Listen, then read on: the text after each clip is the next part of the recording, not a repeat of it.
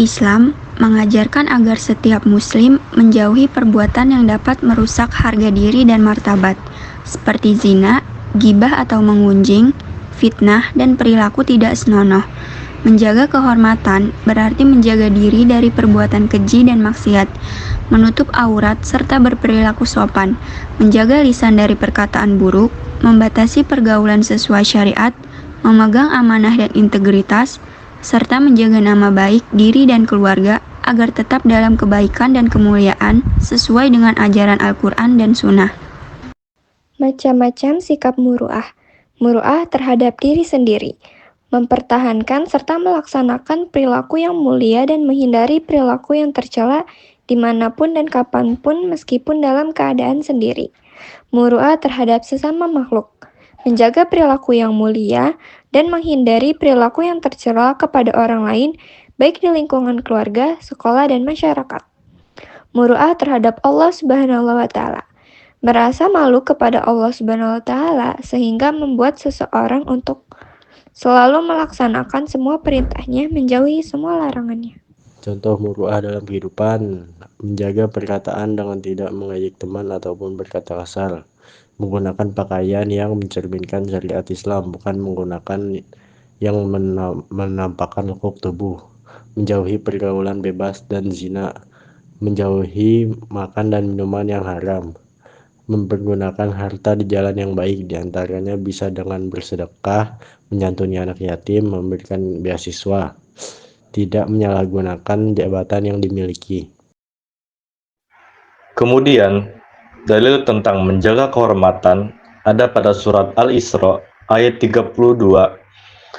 Allah berfirman, A'udzubillahi minasyaitonirrajim. Bismillahirrahmanirrahim. Wala taqrabuz zina innahu kana fahishatan wa sya'a sabila. Yang artinya, janganlah kamu mendekati zina, sesungguhnya zina itu adalah perbuatan yang keji dan suatu jalan yang buruk. Kenapa zina? Zina itu merusak kehormatan diri, bikin keluarga malu, dan bisa bawa banyak masalah dalam hidup. Jadi, kalau kita mau menjaga kehormatan, kita harus jaga diri dari hal-hal yang menjurus ke zina. Rasulullah bersabda, barang siapa yang menjamin untukku menjaga antara dua rahangnya, lisan, dan dua kakinya kemaluan, maka aku akan menjamin untuknya surga. Hadis riwayat Bukhari nomor 6474. Rasulullah bersabda, barang siapa yang menjaga kehormatan diri dari meminta-minta, maka Allah akan menjaga kehormatan dirinya. Barang siapa yang merasa cukup dengan apa yang sudah ada, maka Allah akan mencukupkannya. Hadis riwayat Bukhari. Ikhlas artinya suci, bersih, murni, dan jernih. Sementara secara istilah, ikhlas artinya melakukan segala sesuatu termaksud beramal dan beribadah semata-mata hanya ingin mendapatkan ridho Allah Subhanahu wa Ta'ala. Berikutnya, ciri-ciri ikhlas. Yang pertama, tidak suka dengan pujian. Mengapa begitu? Karena dengan pujian, seseorang yang ikhlas bisa saja menjadi ujub dan sombong. Yang kedua, selalu mendengar nasihat. Orang-orang yang ikhlas akan selalu menerima nasihat untuk kebaikan tanpa melihat siapapun yang menasihatinya. Tidak pernah berambisi menjadi pemimpin, seseorang yang menjadi pemimpin akan mudah menjadi sombong karena ingin selalu dihormati dan disegani oleh orang lain. Orang-orang yang ikhlas cenderung merendah hati dan tidak ingin dirinya untuk menjadi pemimpin. Menganggap pujian dan hinaan sebagai suatu hal yang sama. Meluapkan amal baik, tidak mengungkit-ungkitnya kembali.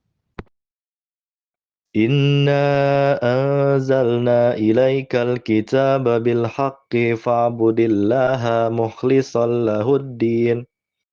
Yang artinya, sesungguhnya kami menurunkan kitab Al-Quran kepadamu Muhammad dengan membawa kebenaran. Maka sembahlah Allah dengan tulus ikhlas beragama kepadanya. Quran Surat Az-Zumar ayat 2.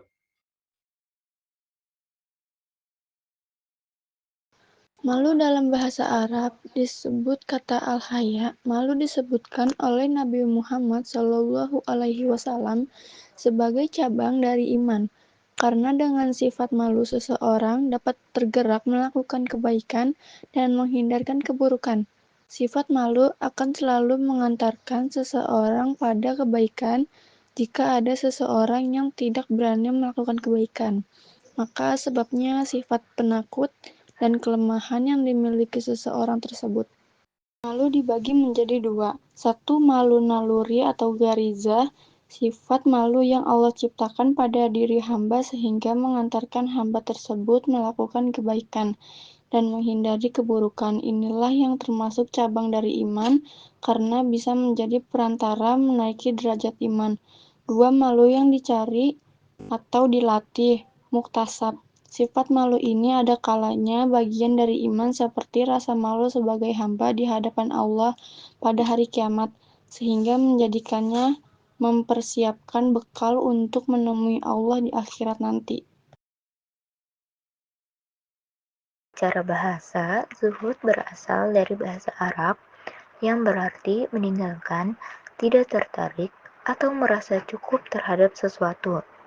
Zuhud adalah sikap sederhana dalam hidup di mana seseorang tidak terlalu terikat dengan harta, jabatan, atau kenikmatan duniawi.